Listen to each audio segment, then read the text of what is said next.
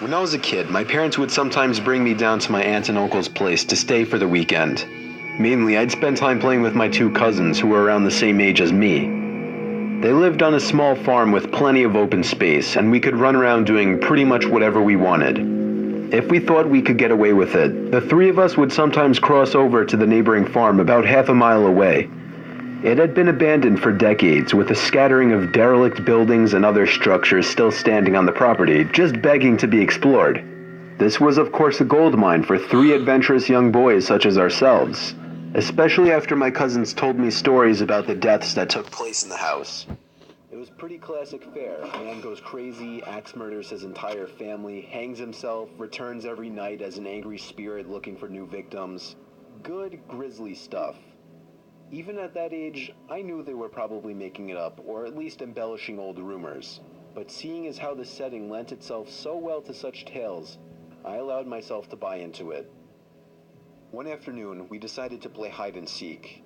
When it was my turn to hide, I ran off for a flimsy brown barn that had living quarters on top, and climbed the stairs looking for a good spot. There was still furniture inside, and personal belongings lay scattered across the floor. I maneuvered over broken dishes, tattered clothes, and crumbling books, eventually coming to a small room with a closet. Jackpot. There were even long black dresses still hanging on the rod that I could hide behind. I stepped inside and managed to force shut the folding door. My only illumination was a slit of sunlight that shone through the crack in the door from a nearby window. I crouched down with knees tucked into chest and waited. Some time passed, and there was still no sign of my seekers. I waited some more, debating if and when I should give myself up. After nearly an hour, this was starting to get boring. My head drooped. I awoke with a jerk. It was pitch black.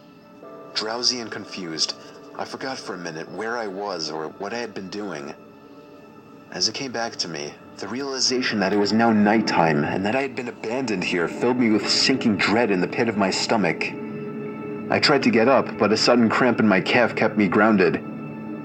I squirmed about, waiting for it to pass, when I heard a door slamming shut downstairs, and instantly froze. One of my cousins?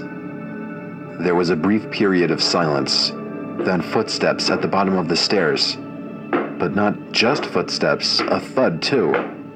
After every other step. These weren't the footfalls of a child. They were slow, heavy, deliberate. I held my breath, praying they would go away. They did not. The noises continued to ascend.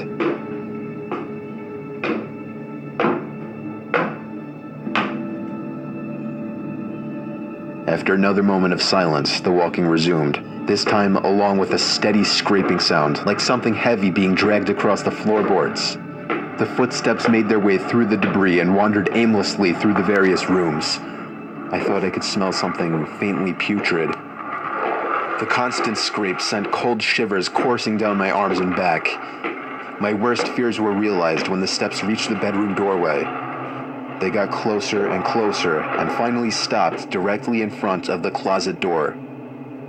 I couldn't see a thing. After an agonizing pause, they continued on, over to the other side of the room and out the doorway again.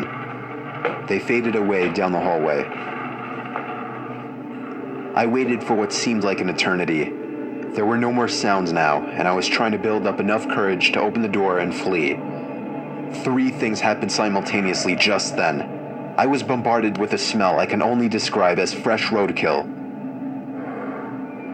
I heard raspy breathing behind me in the dark closet, and I felt hot breath against the nape of my neck. That was enough for me to hurtle myself out from the confines of that nightmare space, relying on memory and scant moonlight to navigate through the darkened house. All the while, I heard footsteps chasing behind me, closing in with terrifying speed. It was a clumsy, torturous escape full of trips and bumps and blind stumbling. I never looked back. At least, not until I had burst out the front door and into the country night. And when I did turn around, I saw absolutely nothing. There were no more footsteps and nobody was chasing me. That didn't stop me from running, though, all the way back to my aunt and uncle's house. There was a police car in the driveway when I got back. My parents were there too, worried sick. Everybody demanded to know where I had been. Apparently, when my cousins still hadn't found me by evening, they'd returned home to tell their parents.